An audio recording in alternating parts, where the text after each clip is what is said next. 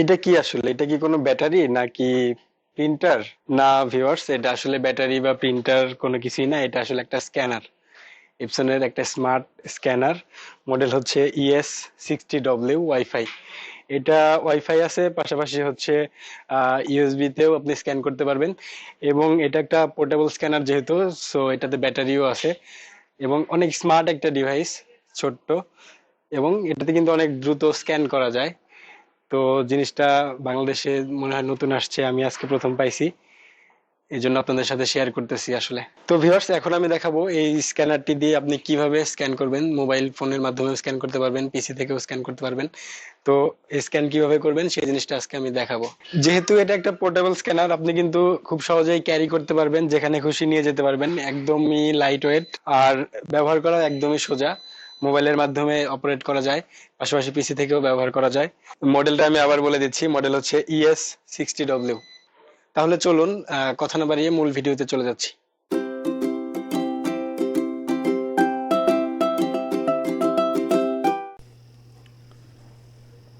তো ভিউয়ার্স, প্রথমে স্ক্যানারটা অন করে নিতে হবে। তো আমরা আগে স্ক্যানারটা অন করে নিব। তো স্ক্যানারটা অন করার জন্য দেখুন একটা পাওয়ার বাটন রয়েছে। এটা কিন্তু চাপ দিলে হবে না, সামনের দিকে টেনে ধরতে হবে। পাওয়ার বাটনটা টেনে ধরে থাকবেন 2 সেকেন্ডের মতো, পাওয়ার কিন্তু অন হয়ে যাবে। দেখুন লাইট ব্লিঙ্ক করতেছে, তার মানে কিন্তু এখন স্ক্যানারটা অন হচ্ছে। ব্যাটারি কত পার্সেন্ট চার্জ এখানে দেখাচ্ছে, এবং ওয়াইফাই ডিরেক্টের আইকন ব্লিঙ্ক করতেছে। একটা সময় ওয়াইফাই ডিরেক্টের আইকন থেমে যাবে, যে থেমে গেছে।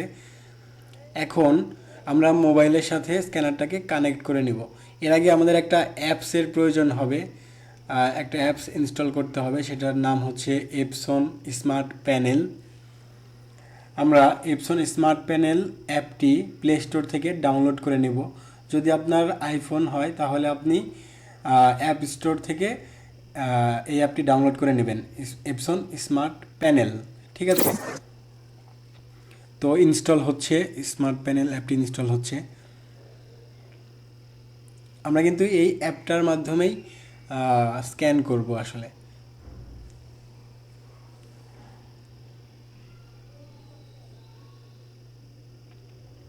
তো দেখুন আমার অ্যাপটা কিন্তু ডাউনলোড হয়ে গেছে। এখন আমি এই অ্যাপসটাতে প্রবেশ করব, কিন্তু প্রবেশ করার আগেই কি করতে হবে, আমার মোবাইলটা কিন্তু এই স্ক্যানারের সাথে ওয়াইফাই কানেক্ট করে নিতে হবে। আপনারা ওয়াইফাই ডিরেক্ট প্রিন্টার যেভাবে কানেক্ট করেন ঠিক একইভাবে আপনার মোবাইলের ওয়াইফাই অপশনে যাবেন। সেখানে গিয়ে এই স্ক্যানারের নামটা ওইখানে যেটা শো করতেছে ওখানে ক্লিক করবেন। এই নামটা কোথায় পাবেন? স্ক্যানারের পেছনেই দেখতে পাবেন একটা স্টিকার, সেই স্টিকারের সাথে কিন্তু ওয়াইফাইয়ের নামটা লিখে দেওয়া আছে। ঠিক আছে,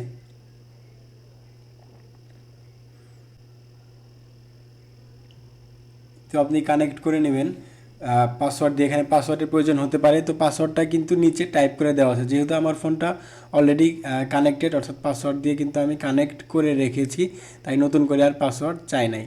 ঠিক আছে, তো দেখুন যখন আপনার ওয়াইফাই কানেক্ট হয়ে যাবে, এরপর আপনি এপসন স্মার্ট প্যানেল অ্যাপটাতে প্রবেশ করবেন। এরপর হচ্ছে এখানে কিছু টার্মস অফ ইউজ বা প্রাইভেসি স্টেটমেন্ট, এগুলোতে ওকে দিয়ে দিতে হবে।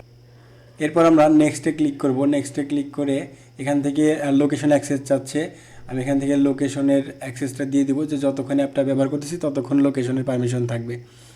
তো আমি ব্যাকে চলে যাচ্ছি এখান থেকে। দেখুন ব্যাকে আসার পর এখানে দেখাচ্ছে আমি কোন থিমটা ইউজ করব, ইউজ কার্ডস নাকি ইউজ টাইলস। তো আমি টাইলসটা সিলেক্ট করে দিলাম। তো দেখতে পাচ্ছেন আমি স্মার্ট প্যানেলে প্রবেশ করেছি। এরপর এখানে প্লাস বাটনে ক্লিক করব। সেখান থেকে এই যে connect to A product already on wifi, এইখানে আমি ক্লিক করব।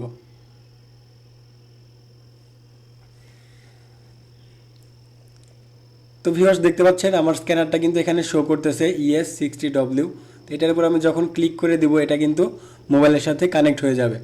তো এখন দেখুন আমি কিন্তু মোবাইল থেকে এখন স্ক্যান করতে পারবো। তো স্ক্যান করার জন্য প্রথমে আমরা যে ডকুমেন্টটা স্ক্যান করব সেই ডকুমেন্টটা স্ক্যানারে লোড করে নেব। পেপার সাইজটা সিলেক্ট করে নিচ্ছি আমি মোবাইল থেকে। দেখুন আমি পিডিএফ নাকি জেপিজি বা ইমেজ সাইজ কোনটাতে সেভ করব আমি এখানে সিলেক্ট করে দিচ্ছি মোবাইল থেকেই। এরপর পেপারটা লোড করে আমি যদি স্টার্টে ক্লিক করি আমার কিন্তু স্ক্যান শুরু হয়ে যাবে। দেখুন পেপারটা দেওয়ার সাথে সাথেই এটা টেনে ধরে রাখবে পেপারকে, দেখুন পেপারকে কিন্তু ধরে রাখছে।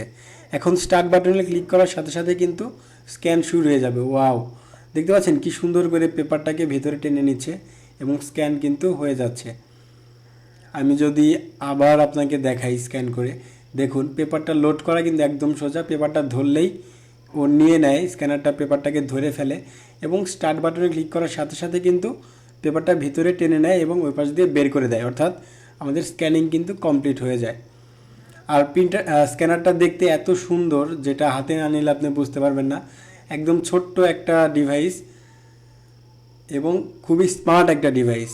এটা আপনি রাউটারের সাথে কানেক্ট করতে পারবেন, মোবাইলের সাথে কানেক্ট করতে পারবেন, ইউএসবি দিয়ে পিসি থেকে প্রিন্ট করতে পারবেন, সব কিছু করতে পারবেন। ব্যাটারি ব্যাকআপ আছে, যেখানে খুশি সেখানে নিয়ে যেতে পারবেন। তো ভিউয়ার্স, আজকের ভিডিও এই পর্যন্তই ছিল। সবার সুস্বাস্থ্য কামনা করে আজকে এখানেই বিদায় নিচ্ছি। ভিডিও ভালো লাগলে প্লিজ আমার চ্যানেলটি সাবস্ক্রাইব করবেন এবং পাশে থাকা বেল আইকনে ক্লিক করে রাখবেন পরবর্তী ভিডিওর আপডেট পাওয়ার জন্য।